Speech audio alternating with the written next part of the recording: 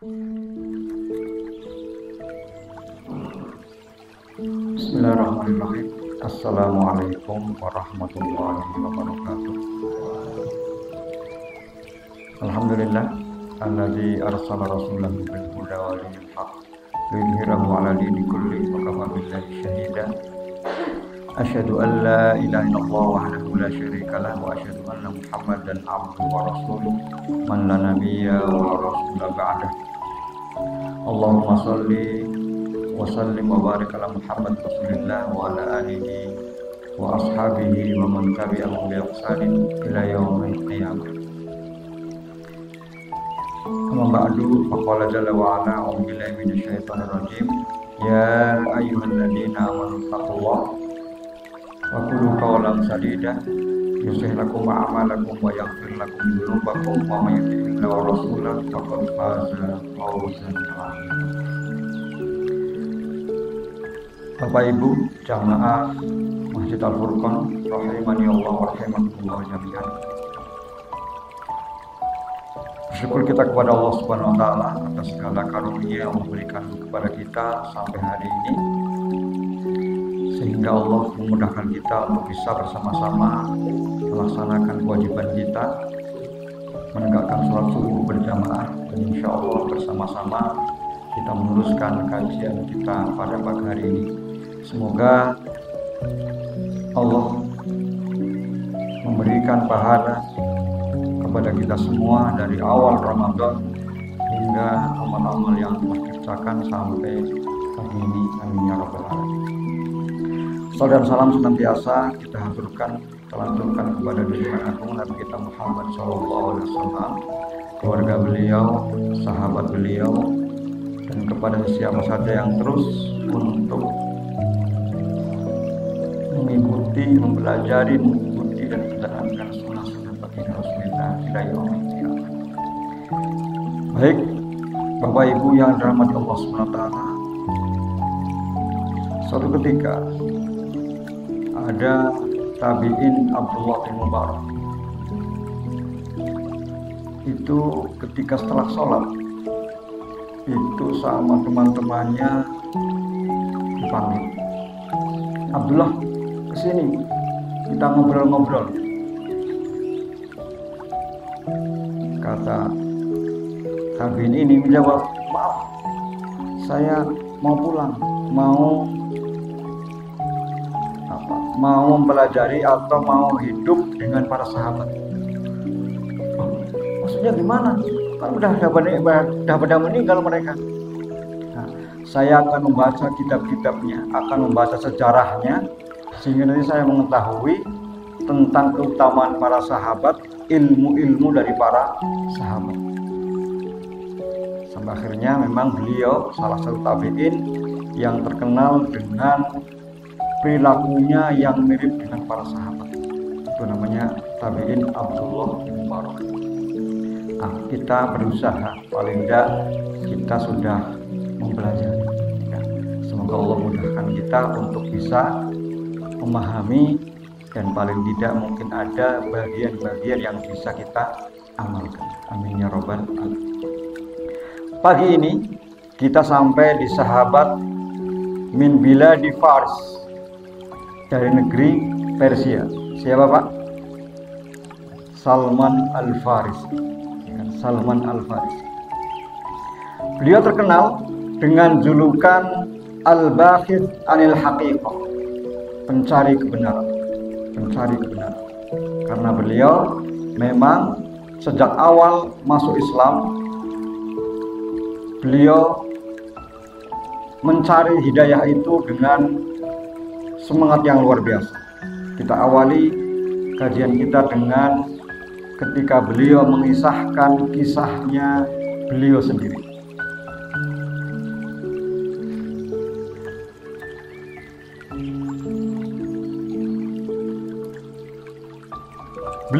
Kata beliau, aku berasal dari wilayah Isfahan, dari desa Ji, Persia. Ya, kalau sekarang berarti negeri Iran.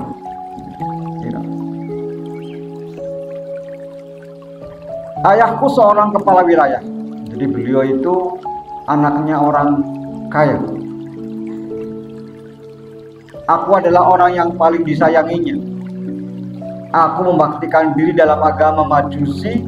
Aku bertugas sebagai penjaga api peribadatan agar tetap menyala. Beliau seorang Majusi, dengan penyembah api. Ayahku memiliki sebidang tanah. Suatu hari aku disuruhnya ke sana. Dalam perjalanan ke tempat tujuan, aku melewati sebuah gereja. Kemudian beliau mendengar orang-orang di gereja sedang beribadah. Maka beliau masuk ke dalam dan beliau merasakan lebih damai. Tata cara orang ibadah ini lebih bagus ini, lebih masuk akal dibandingkan Majusi penyembah api. Maka beliau berada di gereja itu dari pagi sampai malam, sampai petang. Tidak ke ladang ayahnya, padahal disuruh ke ladang ayahnya. Akhirnya ayahnya mengutus orang-orang untuk mencari Salman Al-Farsi, dan akhirnya Salman Al-Farsi diketemukan. Kemudian setelah sampai di rumah, Salman Al-Farsi berdialog dengan ayahnya. Ayah, saya melihat dan merasakan bahwa agama Nasrani itu lebih baik daripada agama yang kita anut. Cerita berakhirnya berdebat sama ayahnya, dan ayahnya karena sebagai tokoh dia tidak menerima itu, marah, dan akhirnya Salman dikurung. Ini belum masuk Islam, Pak, belum masuk Islam, sudah mengalami hal yang memberatkan. Maka akhirnya ketika dikurung, Salman kemudian dengan cara yang bagaimana, beliau akhirnya mengirim surat atau mengirim kabar bahwa kepada orang Kristen, ya kan? Karena memang Salman begitu melihat Kristen itu langsung tertarik. Apalagi ketika ditanyakan kepada orang-orang Kristen, dari mana ini agama? Dari Syam, ya kan? Dari Syam. Maka Salman tambah semangat. Nah, kemudian dikurung, akhirnya Salman mengirim kabar kepada orang-orang Syam bahwa tolong kabari, saya lagi dikurung sama ayah saya, ya kan? Tapi kabari nanti kalau ada kafilah yang mau pergi ke Syam, ke pusat Kristen, saya ingin ikut, saya ingin belajar di sana. Nah, betul, ketika rombongan dari, ya kan, orang Kristen dari Iran itu mau ke Syam, akhirnya Salman bisa keluar dari kurungan ayahnya. Maka beliau tinggalkan ayahnya dengan segala kenikmatan keluarganya, ya kan. Kemudian beliau pergi ke Syam bersama rombongan orang-orang gereja itu. Kemudian akhirnya sampailah Syam, sampailah di Syam. Kemudian akhirnya dia ikut kepada salah seorang uskup pemilik gereja, ikut belajar, ikut beribadah, ya kan? Kata Salman, uskup ini baik sekali, ibadahnya rajin, cuman sayang, katanya, uskup ini adalah orang yang korup, tidak baik. Kenapa? Dia mengumpulkan sedekah warganya yang semestinya dibagikan lagi, ternyata dimiliki sendiri, disimpan untuk pribadinya. Akhirnya Salman ya tidak begitu suka. Kemudian uskup ini meninggal dunia, Maka orang-orang para pengikutnya mengangkat lagi seorang uskup baru, dan ini uskup ini betul-betul taat kepada beragama, zuhud. Dan Salman mengatakan, saya tidak mendapatkan uskup, tidak mendapatkan orang yang baik ibadahnya, zuhud terhadap dunia kecuali uskup ini. Akhirnya Salman betul-betul ngabdi, ya kan, ngabdi kepada uskup ini. Dia menghormatinya, melayaninya, butuh apa dia, ya kan, usahakan. Sampai akhirnya uskup ini umurnya tidak lama lagi. Kemudian ketika mau meninggal, maka Salman Al-Farisi bertanya kepada beliau, kepada uskup tadi, wahai uskup, Anda tahu bahwa kematian akan menjemput Anda. Apa yang harus saya lakukan? Kepada siapa aku harus berguru lagi? Maka pendeta menjawab, wahai anakku, hanya ada satu orang yang sepertiku. Dia tinggal di Mosul. Mosul itu berarti di Irak. Jadi dari Persia, kemudian ke Syam, ke Damaskus, lalu ke Syria, kemudian ke Irak sekarang, tinggal di Mosul. Maka setelah wafat uskup yang di Syam, berangkat Salman ke Mosul, kemudian menghubungi pendeta yang disebutkan oleh pendeta sebelumnya. Kemudian diceritakan kejadiannya, diceritakan awal, hingga akhirnya uskup ini kemudian menerima, karena sudah ada wasiat dari uskup sebelumnya. Sampai akhirnya Salman berguru kepada seseorang yang tinggal di daerah ya, sekitar Mosul itu, sekitar Irak. Kemudian setelah itu ternyata di daerah itu disuruh lagi untuk pergi lagi ke daerah seorang laki-laki, kepada seorang laki-laki di daerah Amuria Romawi. Karena waktu itu memang kekuasaan Romawi sangat luas. Maka beliau berangkat di sana, kemudian belajar kepada orang tersebut. Nah, sehingga akhirnya datang kepada orang itu untuk belajar tentang agama Kristen tadi. Kemudian orang yang diikuti ternyata umurnya tidak panjang juga, meninggal dunia. Maka sebelum meninggal, pendeta itu mengatakan, anakku, aku tidak menyuruhmu datang ke siapapun. Saat ini sudah ada utusan, sudah diutus seorang nabi yang membawa risalah Nabi Ibrahim. Dia akan hijrah ke satu tempat yang ditumbuhi kurma dan terletak di antara dua bebatuan hitam. Madinah maksudnya, kan? Jika kamu bisa pergi ke sana, lakukanlah. Dia mempunyai tanda-tanda yang jelas. Dia tidak menerima sedekah, tapi menerima hadiah. Di pundaknya ada tanda kenabian. Jika kamu melihatnya, kamu pasti mengenalinya. Jadi akhirnya, karena memang kalau pendeta yang jujur itu pasti akan mengetahui jejak risalah, ya, sehingga akan menunjukkan ke itu, ya kan? Hanya Salman Al-Farisi diberitahu itu bahwa ada seorang nabi yang diutus, ya kan? Membawa risalah Nabi Ibrahim yang tanda-tandanya sudah jelas yang ada di dalam kitab yang mereka pelajari. Nah, sehingga suatu saat ada rombongan lewat. Ketika ditanya, dari mana kalian datang? Kami dari Jazirah Arab. Nah, Salman kebetulan ini, ya kan? Maka Salman berkata kepada mereka, maukah kalian membawa ke negeri kalian?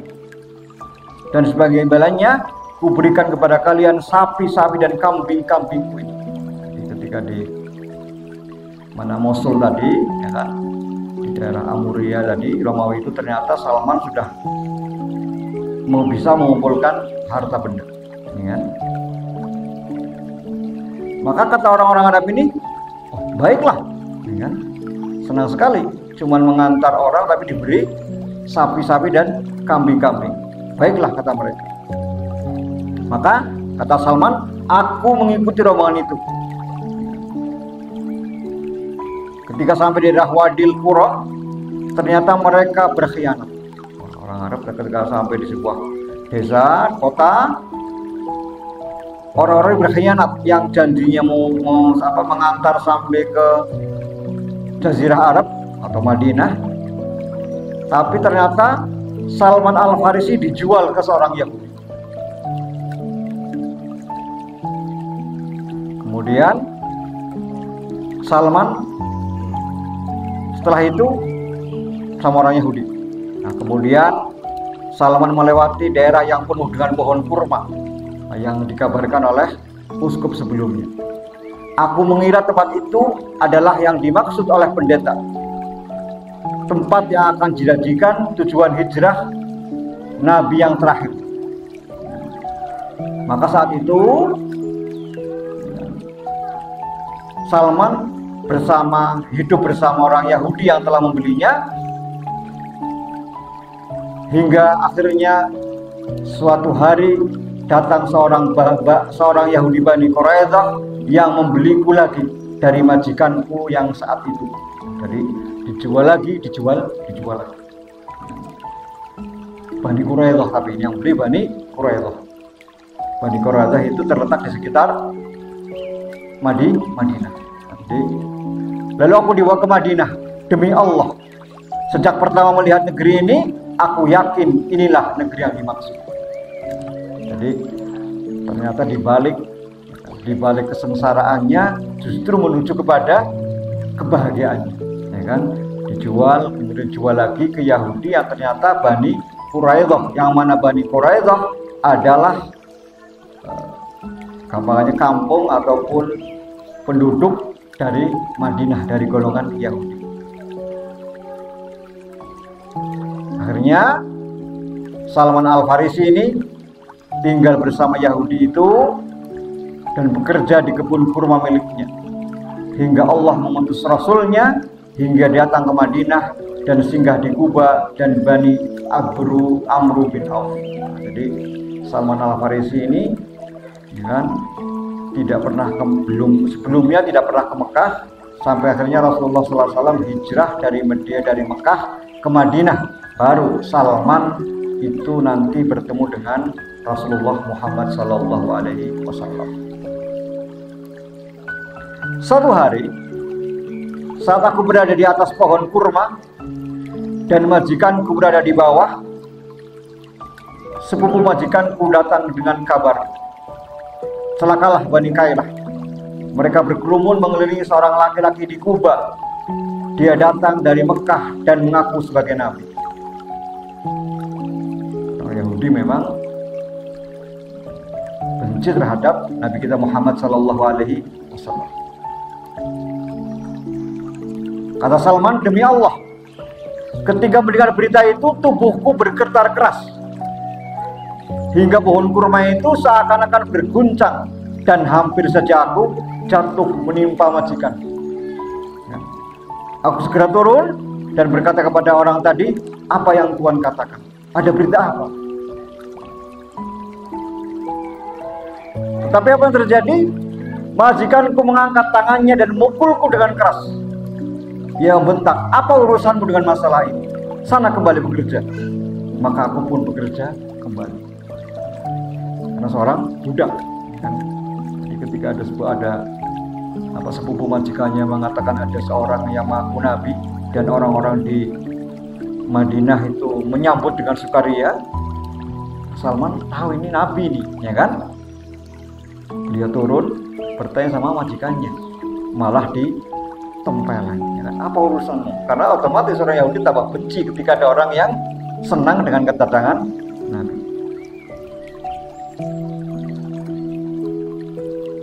Saya melanjutkan, setelah hari mulai petang, aku berangkat ke Kuba dengan membawa sedikit makanan. Aku menemui Rasulullah yang saat itu bersama para sahabatnya. Sama berkata, tuan-tuan perantau yang butuhkan bantuan, saya punya makanan yang saya siapkan untuk sedekah.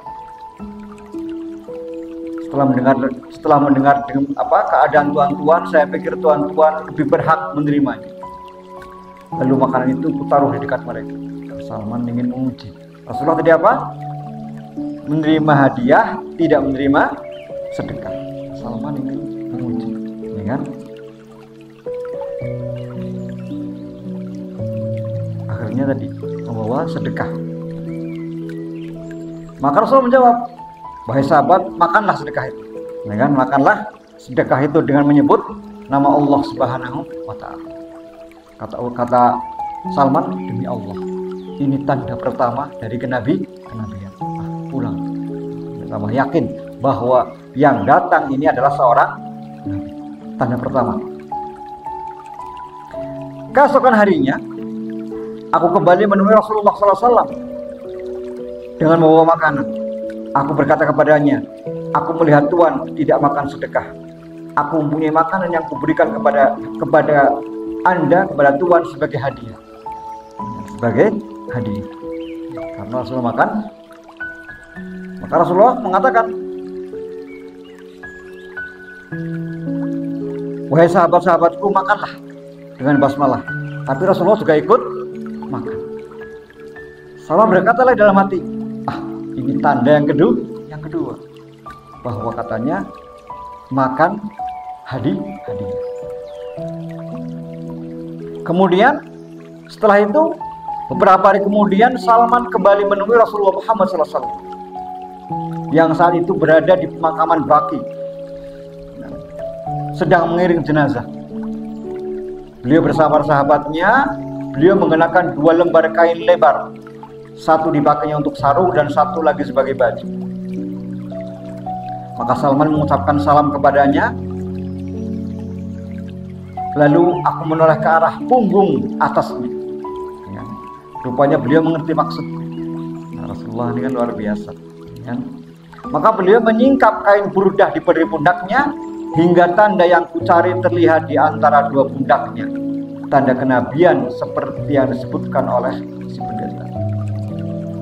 Jadi ketika Salman kan melirik sininya, Rasulullah malah membuka sendiri biar tambah jelas. Karena Rasulullah jelasnya dapat wahyu. Kan? Karena Rasulullah kadang-kadang mengerti, seseorang kadang mengerti dari malaikat bisa jadi kan. Jadi justru akhirnya Salman tambah jelas melihat tanda kenabian yang dikabarkan oleh pendeta. Maka melihat itu, Salman Al-Farisi langsung merangkul dan mencium Nabi Muhammad SAW.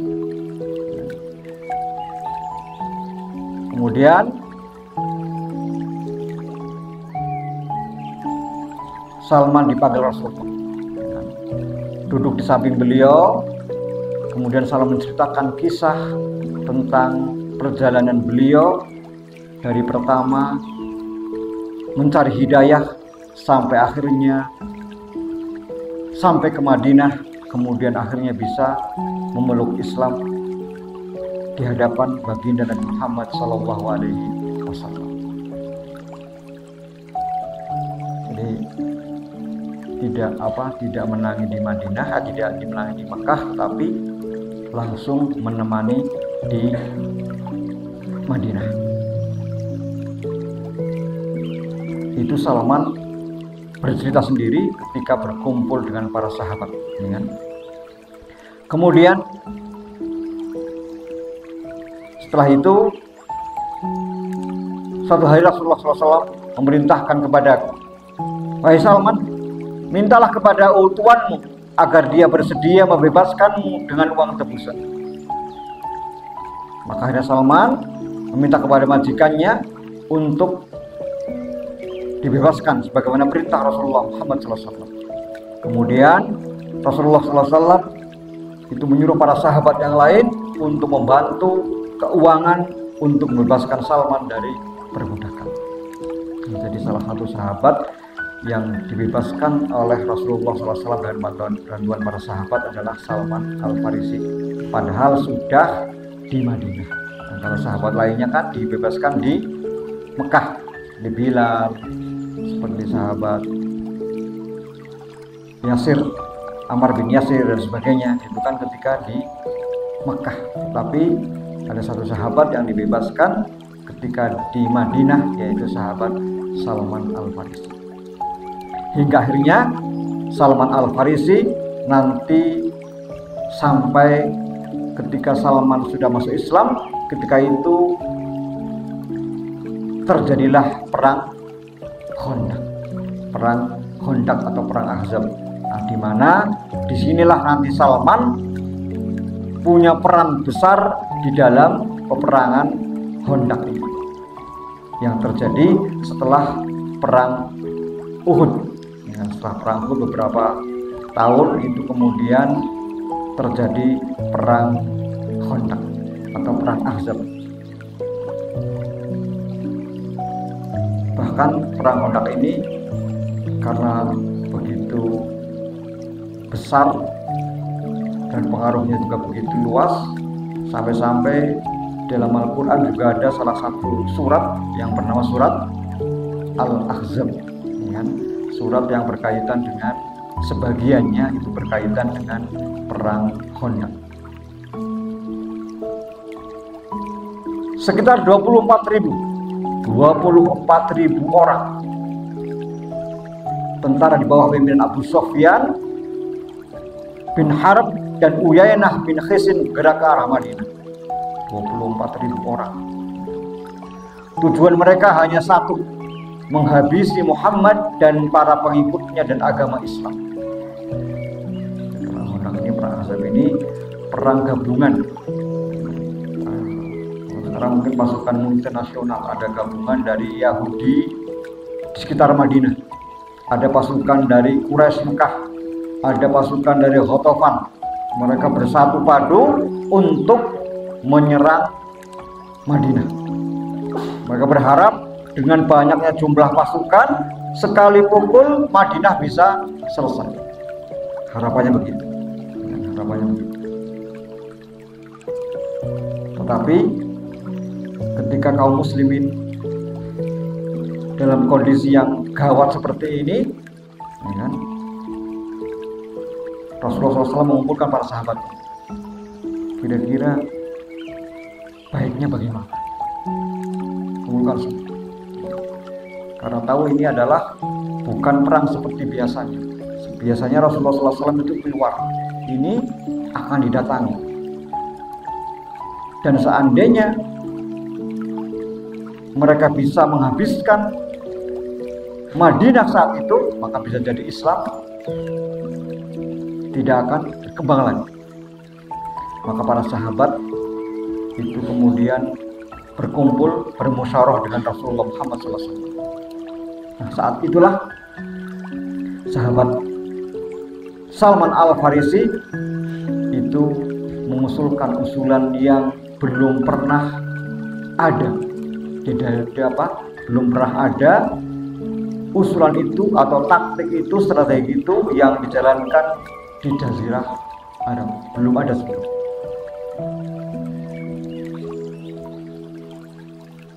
Maka dikisahkan ketika para sahabat mengelilingi Rasulullah Muhammad SAW, kemudian mengusulkan usulan-usulan, maka Salman Al-Farisi beliau mengatakan, "Ya Rasulullah,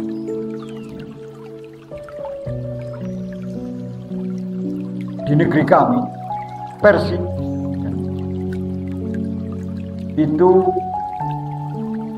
apalagi di Persia juga terkenal dengan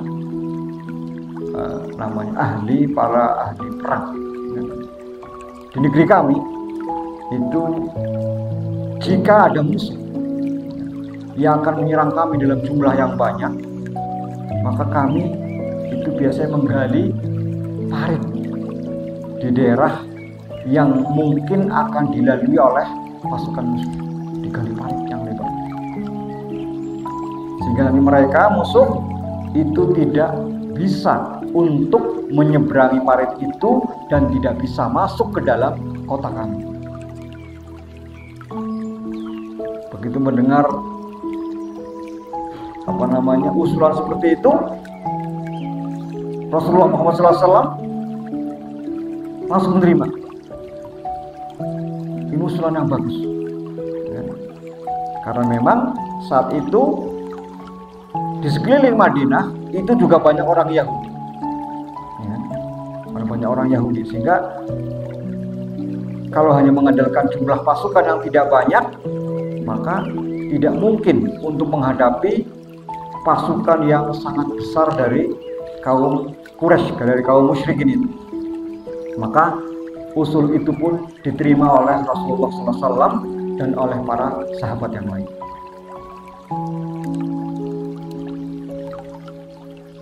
Dan ketika musuh itu datang untuk menyerang Madinah, mereka terkejut ketika mereka sudah semangat untuk menerjang Madinah. Ketika mau sampai gerbang Madinah, ternyata ada parit yang mereka tidak bisa untuk menyeberangi atau memasuki, karena dalamnya kalau tidak salah 3 meter. Lebarnya panjangnya itu kalau tidak salah sekitar 5 atau 6 km. Sini Pulasari, ya kan? Itu digali dengan pacul, belum ada bego, belum ada itu, ya kan? Belum ada bego, masih pakai pacul manual itu. Lebarnya di salah 4 meter, yang kira-kira kuda itu tidak bisa lompat atau ketika turun tidak bisa naik. Maka orang-orang pasukan ini kaget dan mereka marah, ya kan? Ini kalau di filmnya, ada di filmnya, mereka marah. Akhirnya kembali lagi, tidak jadi menyeberang. Apalagi di seberang sana kaum muslimin siap-siap dengan panah dan pedang. Kalau ada yang masuk langsung dipanah. Jadi hampir tidak mungkin, ya kan, untuk bisa masuk. Kenapa? Mereka marah, pulang ke markasnya. Ya. Dan ketika penggalian pun, Rasulullah Muhammad SAW itu tidak tinggal diam. Beliau ikut untuk menggali parit itu. Bahkan Salman Al-Farisi pun tidak tinggal diam, apalagi beliau mengusulkan. Ya. Nah, dalam ini banyak kisah-kisah yang terjadi ketika penggalian parit ini. Dikisahkan bahwa ada seorang sahabat, karena waktu itu para sahabat kerja setiap hari, otomatis tidak sempat cari ma'isyah, kan begitu, dengan boro-boro cari ma'isyah. Ini suasana lagi mencekam, kan begitu. Sampai akhirnya para sahabat kelaparan, Rasulullah SAW itu perutnya diganjel dengan batu, kan begitu. Ada sahabat, ya Rasulullah, ya kan, saya punya 1 kambing, ya kan, nanti akan saya sembelih, nanti bisalah untuk pengganjal perut. Oh bagus itu, tolong Rasulullah ya, nanti tidak usah banyak-banyak sahabat yang diajak, 1 kambing, ya kan. Terkenal orang Arab mungkin 1 kambing cukup untuk berapa orang. Kalau kita kan 1 kambing bisa 1 RW, 1 RT, ya kan. Pesan Anda, ya kan. Mas sahabat ini Inggris Rasulullah, ya kan. Jangan banyak-banyak yang dibawa. Ya udah matang Rasulullah, saya kabari lagi. Sembelih 1 kambing, dimasakkan, ya kan. Dan sahabat Rasulullah sudah siap. Oh, udah siap, ya bagus. Rasulullah umumkan, ya kan? Wahai sahabat, ini alhamdulillah, ya kan, teman kita sudah nyembelih kambing. Ayo kita ke rumahnya makan bersama. Kabarnya begitu kan? Wah, sahabatnya bingung, ya kan? Lah, bagaimana ceritanya? Ya kan, satu kambing semua dipakai, padahal mungkin jumlahnya ribuan kan? Sahabat waktu itu sudah ribuan itu. Nah, itulah salah satu mujizat Rasul. Ya kan? Jadi ketika itu yang bagi Rasulullah, kata si pemilik kambing itu, semua sahabat bisa makan, ya kan? Bahkan masih tersisa untuk saya dan keluarga. Nah, di antara mujizat Rasulullah Muhammad SAW, ya kan? Itu adalah seperti itu. Jadi bisa menjadikan makan yang sedikit menjadi banyak. Ini bukan sulap, tapi yang mukjizat dari Allah SWT yang diberikan oleh Nabi Muhammad kepada Nabi Muhammad Shallallahu Alaihi Wasallam. Itu diantara kisah-kisah unik di dalam penggalian parit ketika untuk menghadapi pasukan Ahzab atau ketika peperangan Khandaq. Itu diantaranya itu. Rasulullah Allah memberikan mujizat kepada Rasulullah dengan menjadikan makanan yang sedikit menjadi banyak. Dalam riwayat lain disebutkan juga roti yang sedikit itu ternyata ketika dibagi Rasulullah semuanya dapat, ya kan? Orang yang masih roti itu malah masih tersisa. Jadi itu diantara mukjizat yang diberikan Allah Subhanahu Wa Taala kepada Nabi kita Muhammad SAW. Dan itu memang, ya apalagi ketika suasana genting, suasana memang para sahabat semuanya lapar membutuhkan itu. Nah, mungkin itu dulu. Untuk selanjutnya insya Allah di hari Kamis insya Allah kita lanjutkan tentang kisah Salman Al-Farisi. Insya Allah besok ada tamu dari Sudan. Semoga kita bisa menghadirinya. Lebih kurangnya mohon dimaafkan. Aku lupa lihada nahtam majlisana bi istiwa majlis. Subhanaka Allahumma bihamdika asyhadu an la ilaha illa anta astaghfiruka wa atubu ilaik. Assalamualaikum warahmatullahi wabarakatuh.